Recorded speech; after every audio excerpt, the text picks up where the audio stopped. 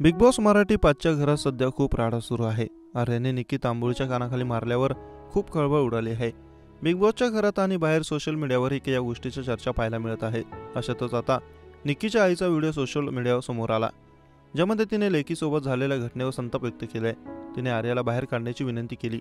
आर्याने निक्की तांबोळी सोबतच्या भांडणात तिच्या कानशिलात लगावली। यावरून निक्कीच्या आईने राग व्यक्त केला असून आर्याला बाहेर काढण्यासाठी म्हटलंय। सोबतच बिग बॉसवरही संताप व्यक्त केलाय। आर्याने निक्कीच्या कानशिलात मारली, तिला काय शिक्षा मिळणार याचा निर्णय आजच्या भागात होणार आहे। अशातच निक्कीची आई प्रमिला तांबोळीचा व्हिडिओ समोर आलाय, ज्यामध्ये त्यांनी म्हटलंय जे काही घडलं ते निंदनीय आहे। आर्या फिजिकल झाली हे चुकीचं आहे। बिग बॉसच्या घरात तिच्यासोबत सतत असंच होतंय, मात्र आठवड्याच्या शेवटी त्यावर काहीच बोललं जात नाही। संग्रामनेही अचानक तिला पाण्यात ढकललं, नशीब तिला काही झालं नाही, पण हे चुकीचं होतं। पुढे त्यांनी अरबाजची बाजू घेतलेली पाहायला मिळाली। अरबाज असं करतो तसं करतो म्हणतात, त्यांना काय केलं?